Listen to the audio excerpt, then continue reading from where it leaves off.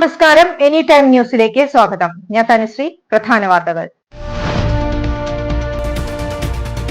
ADGPക്കെതിരായ vigilance അന്വേഷണം. അന്വേഷണ ചുമതല യോഗേഷ് ഗുപ്തയ്ക്ക്. പൂരം കലക്കിയതിൽ ഒരു നടപടിയുമില്ലെങ്കിൽ ചില കാര്യങ്ങൾ തുറന്നു പറയുമെന്ന് VS സുനിൽകുമാർ. പ്രധാനമന്ത്രിയുടെ അമേരിക്കൻ സന്ദർശനം നാളെ ആരംഭിക്കും. പൾസർ സുനി പുറത്തേക്ക്. വിചാരണ കോടതി ജാമ്യത്തിൽ വിട്ടു. വടക്കാഞ്ചേരി ബോയ്സ് ഹൈസ്കൂൾ ഗ്രൗണ്ട് നവീകരണം. പ്രതിഷേധം വ്യാപകം. വാർത്തകൾ വിശദമായി. ADGPക്കെതിരായ വിജിലൻസ് അന്വേഷണം. അന്വേഷണ ചുമതല യോഗേഷ് ഗുപ്തയ്ക്ക്. അന്വേഷണ സംഘത്തെ ഇന്ന് തീരുമാനിക്കും. ADGP MR അജിത് കുമാറിനെതിരായ വിജിലൻസ് അന്വേഷണത്തിനായി പ്രത്യേക അന്വേഷണ സംഘത്തെ ഉടൻ തീരുമാനിക്കും. വിജിലൻസ് മേധാവി യോഗേഷ് ഗുപ്തയ്ക്ക് ആണ് അന്വേഷണ ചുമതല. ADGPയേക്കാൾ ഉയർന്ന റാങ്ക് DGP യോഗേഷ് ഗുപ്തയ്ക്ക് മാത്രമാണ്. 5 വിഷയങ്ങളാണ് അന്വേഷിക്കുക. ഇന്നലെയാണ് DGPയുടെ ശുപാർശ സർക്കാർ അംഗീകരിച്ചത്. അനധികൃത സ്വത്ത് സമ്പാദനവും കെട്ടിട നിർമ്മാണവും അന്വേഷണ പരിധിയിലുണ്ടാകും. SP സുജിത് ദാസിനെതിരെയും അന്വേഷണം നടക്കും. വിജിലൻസ് അന്വേഷണം ആവശ്യപ്പെട്ട് സംസ്ഥാന പോലീസ് മേധാവി കഴിഞ്ഞ ആഴ്ചയാണ് ശുപാർശ നൽകിയത്. ബന്ധുക്കളുടെ പേരിൽ സ്വത്ത് സമ്പാദിക്കൽ, വൻതുക നൽകി തിരുവനന്തപുരം കവടിയാറിലെ ആഡംബര വീടിന്റെ നിർമ്മാണം, കേസ് ഒതുക്കാൻ 1.5 കോടി രൂപ കൈക്കൂലി വാങ്ങി തുടങ്ങിയ ആരോപണങ്ങൾ അന്വേഷിക്കണം എന്നായിരുന്നു ശുപാർശ. ADGPക്കെതിരെ ഉയർന്ന സാമ്പത്തികാരോപണങ്ങൾ പ്രത്യേക അന്വേഷണ സംഘത്തിന് അന്വേഷിക്കാൻ ആകില്ലെന്നായിരുന്നു സംസ്ഥാന പോലീസ് മേധാവിയുടെ വിശദീകരണം. തുടർന്നാണ് വിജിലൻസ് അന്വേഷണത്തിന് DGP ശുപാർശ നൽകിയത്. DGPയുടെ ശുപാർശയിൽ മുഖ്യമന്ത്രിയുടെ ഓഫീസിൽ നിന്നും നിർദ്ദേശം ലഭിച്ചാൽ മാത്രമേ അന്വേഷണം ആരംഭിക്കാനാകൂ എന്ന നിലപാടിലായിരുന്നു വിജിലൻസ്.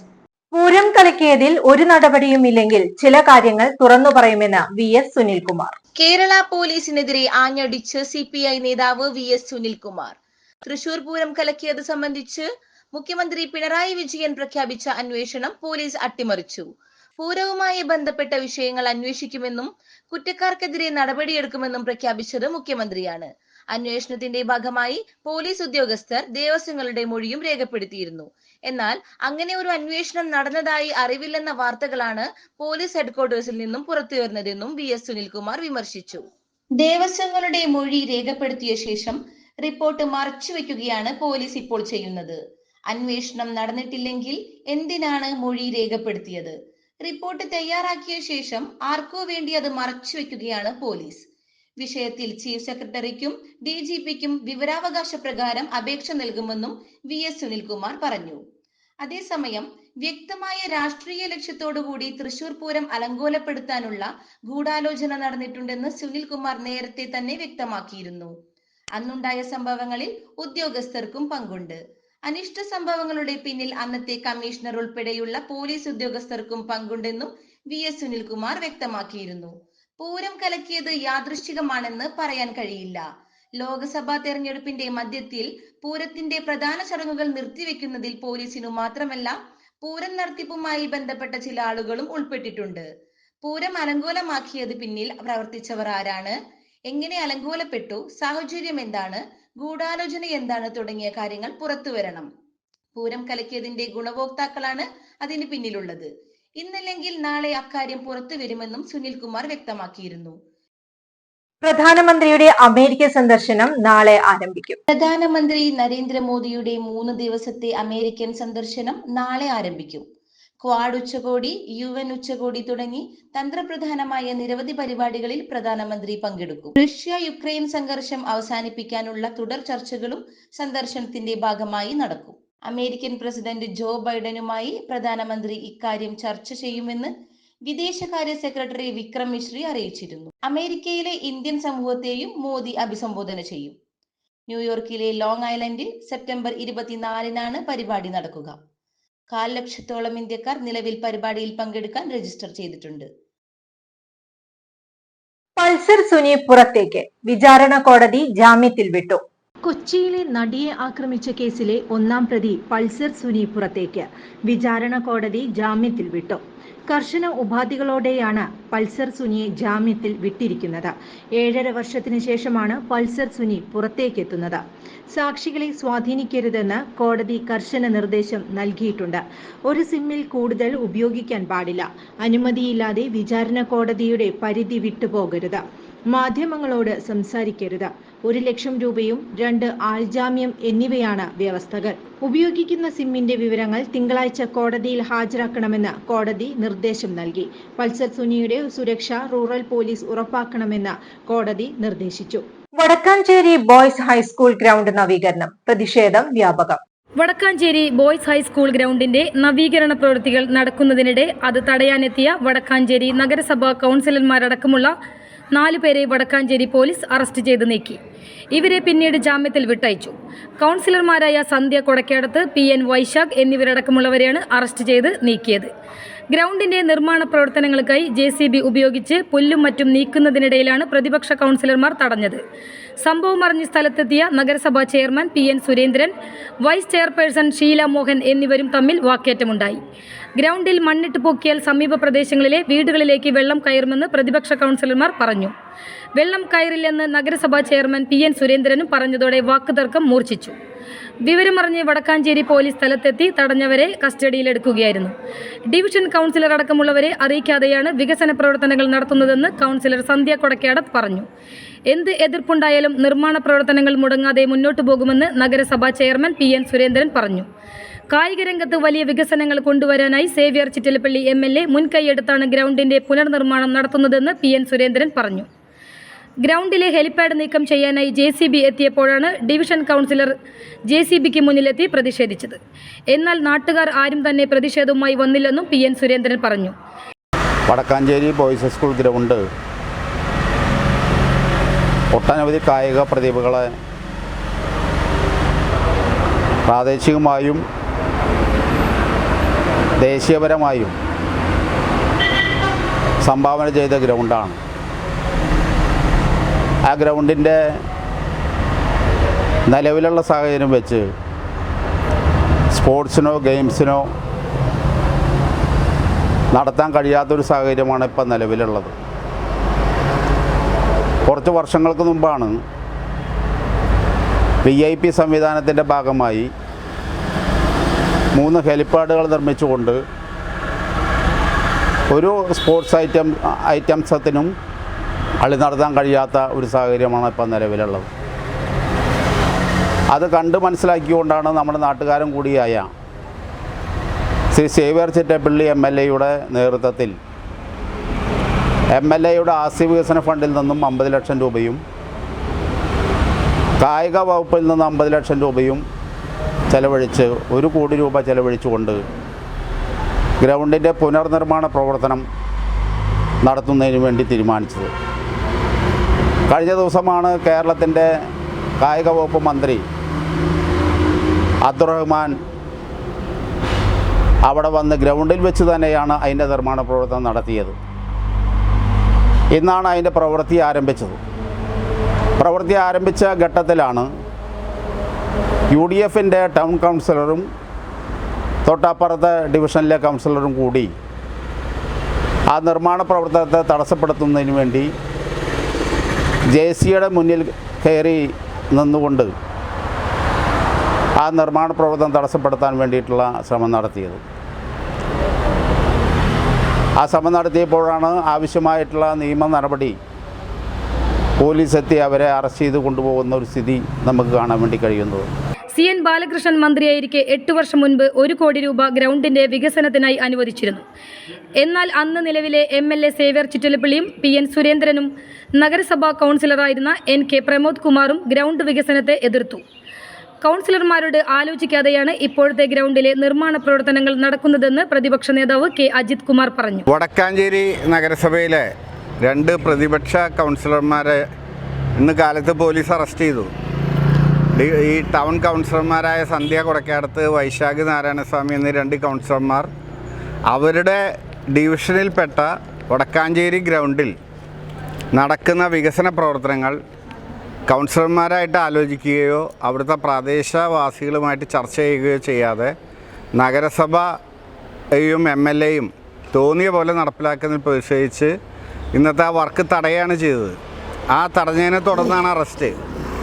ഇതിനു മുമ്പ് വടക്കാഞ്ചേരി ഗ്രൗണ്ട് 8 വർഷം മുമ്പ് 1 കോടി രൂപ പാസ്സാക്കിയതാണ്. അന്ന് വടക്കാഞ്ചേരി ഗ്രൗണ്ടിൽ പുറമ്പോക്കുണ്ട്, അളന്നെടുക്കണം, റോഡ് പുറമ്പോക്കാണ്, അത് ഗ്രൗണ്ടിലേക്ക് ചേർക്കണം എന്നൊക്കെ പറഞ്ഞ് ഇന്നത്തെ MLAയും അതുപോലെ ഇപ്പോഴത്തെ നഗരസഭാ ചെയർമാനും പഴയ കൗൺസിലറായ പ്രമോദ് ഉൾപ്പെടെയുള്ള ആളുകൾ ഗ്രൗണ്ടിൻ്റെ വികസന പ്രവർത്തനം തടസ്സപ്പെടുത്തിയതാണ്. എന്നിട്ട് അളക്കുകയോ പുറമ്പോക്ക് എടുക്കുകയോ ഒന്നും ചെയ്തിട്ടില്ല. ഇപ്പോൾ പുതിയ MLA വന്നപ്പോൾ 1 കോടി രൂപ അനുവദിച്ച് ഗ്രൗണ്ടിൽ മണ്ണിടാൻ തീരുമാനിച്ചു. ആ മണ്ണിടാൻ തീരുമാനിച്ചപ്പോൾ സ്വാഭാവികമായി 2 അടി മണ്ണിട്ട് പൊക്കുമ്പോൾ വടക്കാഞ്ചേരി ഇപ്പോൾ കഴിഞ്ഞ മെയ്യിൽ നടന്ന ശക്തമായ മഴയിൽ 1 മീറ്ററിലധികം ഉയരത്തിൽ വെള്ളം ഗ്രൗണ്ടിൽ പൊങ്ങിയതാണ്, പുഴയിൽ നിന്ന് വെള്ളം വന്നിട്ട്. അതോടൊപ്പം ഇരട്ടക്കുളങ്ങര പ്രദേശത്തു നിന്നുള്ള ആ മലയിൽ നിന്നുള്ള മുഴുവൻ വെള്ളം ഗ്രൗണ്ടിൻ്റെ സൈഡിലൂടെയുള്ള ചാലിലൂടെയാണ് പുഴയിലേക്ക് പോകുന്നത്. അപ്പോൾ ഇത് വെള്ളം ഗ്രൗണ്ടിൽ കയറി വീടുകളിലേക്ക് ഏകദേശം 50ഓളം വീടുകളിലേക്ക് വെള്ളം കയറി അവരൊക്കെ തന്നെ ഒരാഴ്ചക്കാലത്തോളം മാറി താമസിക്കേണ്ടി വന്നു. അപ്പോൾ ഈ ഒരു അവസ്ഥ ഇനിയും ഉണ്ടാവാതിരിക്കാൻ മണ്ണിട്ട് ഉയർത്തിയാൽ വീണ്ടും കൂടുതൽ വീടുകളിലേക്ക് വെള്ളം കയറുന്നുള്ളതുകൊണ്ട് പുഴ വീതി കൂട്ടി അവിടെ നല്ല പാർശ്വഭിത്തി നിർമ്മിച്ചുകൊണ്ട് ഇവിടെ നിന്ന് മുകളിൽ നിന്ന് വരുന്ന വെള്ളം 2 സൈഡിലായി വലിയ കാന ഉണ്ടാക്കിയതിന് ശേഷം മാത്രമേ മണ്ണിട്ട് നികത്താവൂ എന്നുള്ള രീതിയിൽ കൗൺസിലർ നിവേദനം കൊടുക്കുകയും നഗരസഭയിൽ നിവേദനം കൊടുക്കുകയും അത് അവർ വാർഡ് സഭയിൽ പ്രമേയം പാസ്സാക്കുകയും ഒക്കെ ചെയ്തതാണ്. പക്ഷേ ഇതൊന്നുമില്ലാതെ കൗൺസിലറോട് അവിടെ യോഗം വിളിക്കുന്ന പോലും ആലോചിക്കാതെ തോന്നിയ പോലെയാണ് ഇപ്പോൾ എസ്റ്റിമേറ്റ് ഉണ്ടാക്കിയിരിക്കുന്നത്.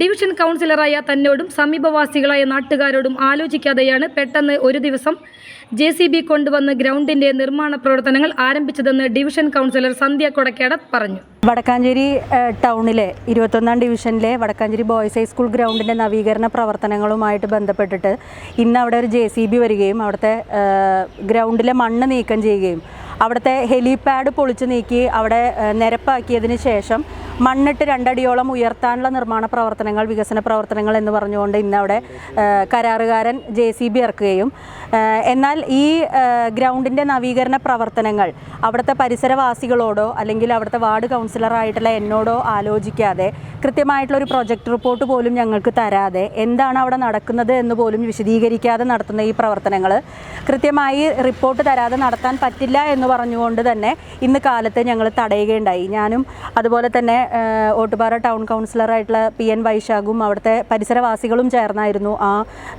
പ്രവർത്തനങ്ങൾ തടഞ്ഞത്. എന്നാൽ അവിടുത്തെ പരിസര പ്രദേശങ്ങളിൽ ഇപ്പോൾ ജൂലൈ 30-നുണ്ടായ വെള്ളപ്പൊക്കത്തിൽ ഗ്രൗണ്ടിൻ്റെ ഭൂരിഭാഗം വീടുകളിലും ഒരു 3-4 അടിയോളം വെള്ളം കയറിയിട്ടുള്ളൊരു സാഹചര്യമാണ് ഉണ്ടായിട്ടുള്ളത്. അപ്പോൾ പുഴയിൽ ഇപ്പോഴും നിലവിൽ മണ്ണ് വന്നടിഞ്ഞ് പുഴ പകുതിയോളം മൂടിയിട്ടുള്ള ഒരവസ്ഥയിലാണ് ഇപ്പോൾ ഉള്ളത്. ഈ മണ്ണ് നീക്കം ചെയ്ത് പുഴയുടെ ഒഴുക്ക് കൃത്യമാക്കി അതിനുശേഷം മാത്രം ഗ്രൗണ്ട് നവീകരണം നടത്തിയാൽ മതി എന്ന് പറഞ്ഞുകൊണ്ട് ഞങ്ങൾ നിരന്തരമായി നിവേദനങ്ങൾ നഗരസഭയിൽ കൊടുക്കുകയും ചെയർമാനോടും സെക്രട്ടറിയോടും ഒക്കെ പറയുകയും അവസാനം ജില്ലാ ദുരന്ത അതോറിറ്റി ചെയർമാൻ എന്നുള്ള രീതിയിൽ കളക്ടർക്ക് പരാതി കൊടുക്കുകയും ഉണ്ടായിട്ടുണ്ട്. അവിടുത്തെ പരിസരവാസികളെല്ലാം ചേർന്നൊരു ആക്ഷൻ കൗൺസിൽ രൂപീകരിച്ചിട്ടാണ് കളക്ടർക്ക് പരാതി നൽകിയിട്ടുള്ളത്. അവിടുത്തെ സ്ഥലം സന്ദർശിച്ച് അവിടുത്തെ സ്ഥിതിഗതികൾ വിലയിരുത്തിയതിന് ശേഷം മാത്രമേ നിർമ്മാണ പ്രവർത്തനങ്ങൾ അനുവദിക്കുള്ളൂ എന്ന് കളക്ടറുടെ ഓഫീസിൽ നിന്ന് ഞങ്ങൾക്ക് നിർദ്ദേശം തന്നിട്ടുള്ളതുമായിരുന്നു. എന്നാൽ ഇതൊന്നും വകവയ്ക്കാതെയാണ് ഇന്ന് കാലത്ത് അവിടെ ചെയർമാൻ്റെ ഡയറക്ഷനിലാണ് ഇന്നത്തെ അവിടുത്തെ നിർമ്മാണ പ്രവർത്തനങ്ങൾ നടത്തിയിട്ടുള്ളത്.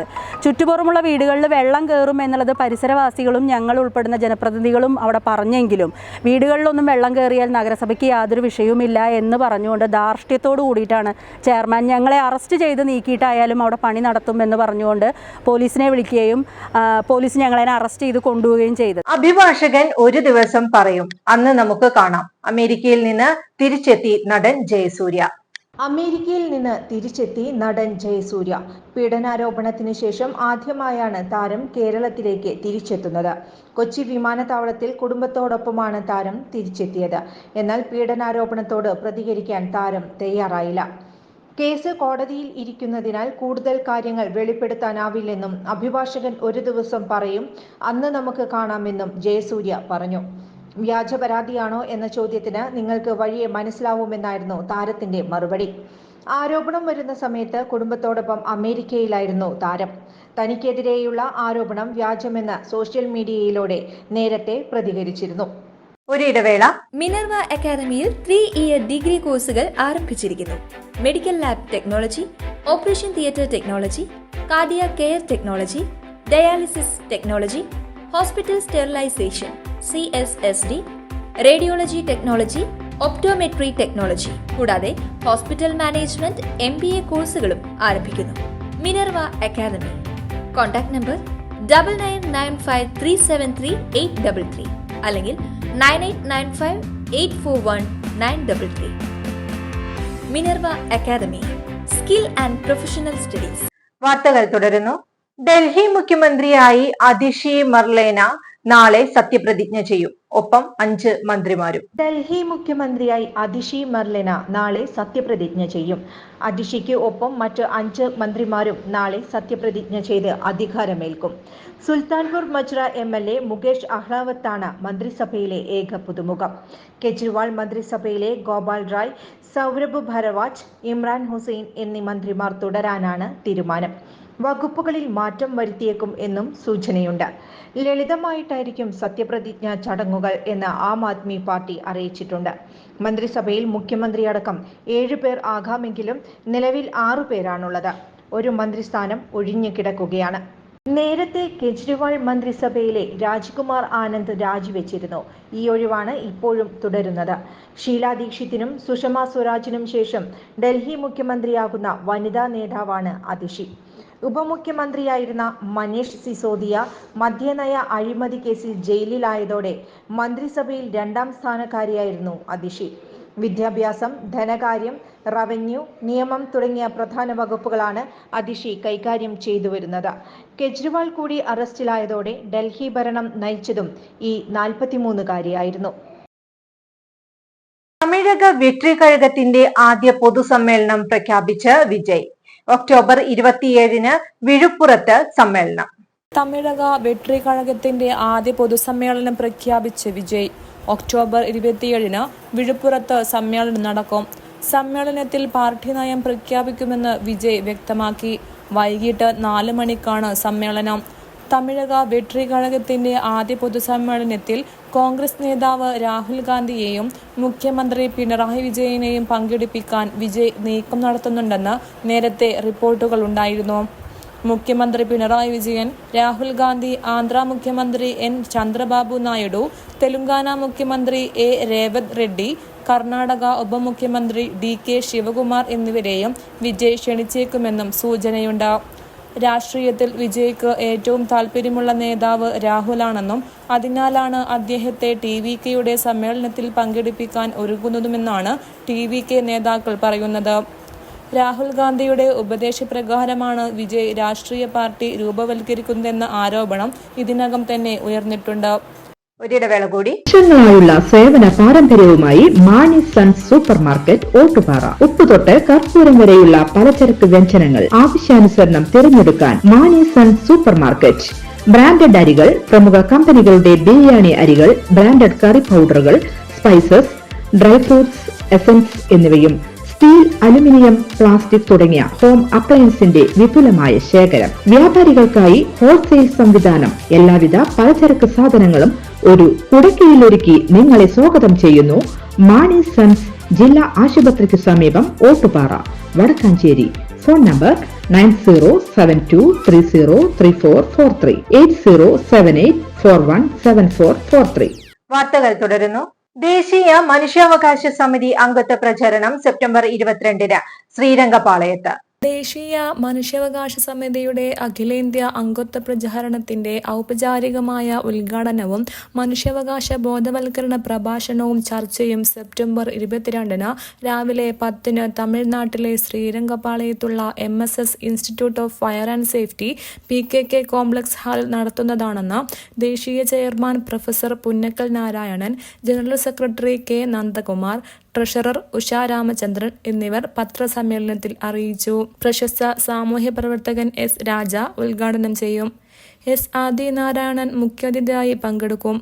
അഡ്വക്കേറ്റ് TS മായാദാസ് മനുഷ്യാവകാശ സംരക്ഷണം ഇന്ത്യയിൽ എന്ന വിഷയത്തിൽ മുഖ്യപ്രഭാഷണം നടത്തും.